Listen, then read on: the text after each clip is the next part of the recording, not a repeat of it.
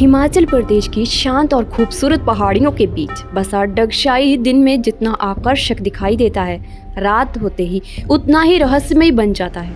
आज मैं आपको एक ऐसी घटना सुनाने जा रही हूँ जो मेरे बहुत ही करीबी दोस्त और उसके साथियों के साथ साल 2012 में हुई थी।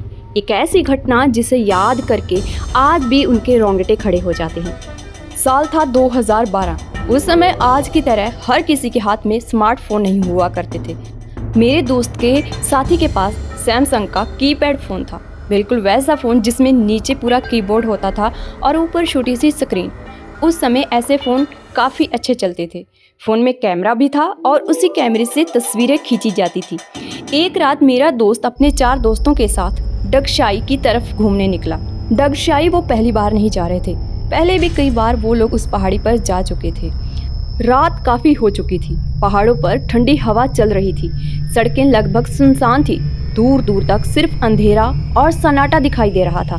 बातों बातों में किसी ने पुराने कब्रिस्तान का जिक्र छेड़ दिया।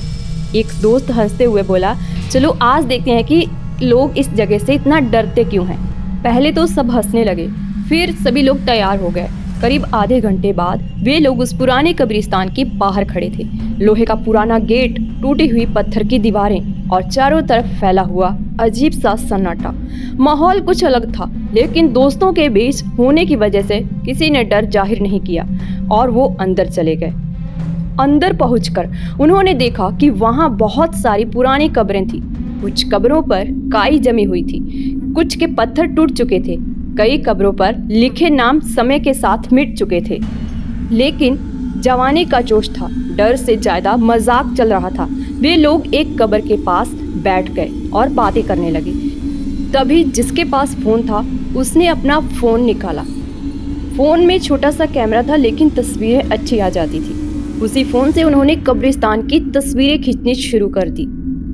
1 फोटो, 2 फोटो, 3 फोटो, धीरे धीरे लगभग 15 से 16 तस्वीरें खींच ली गई। कुछ तस्वीरें कब्रों की थी, कुछ दोस्तों की।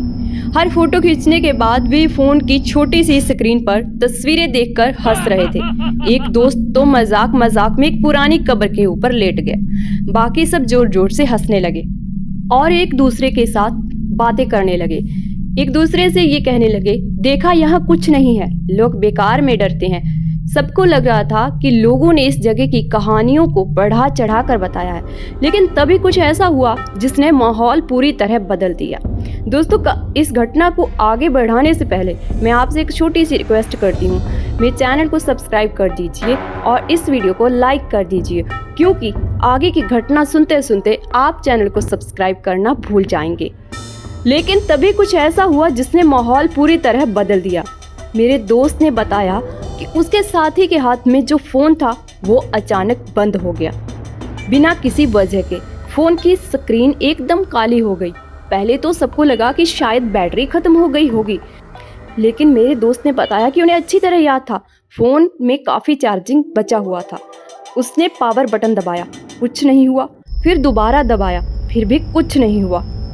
लेकिन फ़ोन चालू नहीं हुआ। अब पहली बार सभी दोस्तों के चेहरे पर चिंता दिखाई देने लगी। उसी समय उनमें से एक दोस्त ने धीरे से कहा, यार तुम्हें ऐसा लग रहा है कि कोई हमें देख रहा है? उसकी बात सुनकर बाकी सब चुप हो गए। उसकी आवाज़ में मजाक नहीं था, वो सचमुच डरा हुआ लग रहा था। सभी लोग चारों तरफ देखने लगे, लेकिन वहाँ कोई नहीं था, सिर्फ अंधेरा, सिर्फ पुरानी कब्रें और हवा की आवाज़। फिर भी एक अजीब सी बेचैनी सबको महसूस होने लगी, जैसे कोई उनकी हर हरकत पर नज़र रख रहा हो। अब किसी का वहाँ रुकने का मन नहीं था। उन्होंने तुरंत वहाँ से निकलने का फैसला किया। दोस्तों, यहाँ पर मैं एक बात आपको बताना भूल गई। वो लोग वहाँ पर बैठकर हंसी मजाक कर रहे थे और थोड़ी बहुत साथ में ड्रिंक भी कर रहे थे। इसी बीच उनके साथ ये सब हुआ।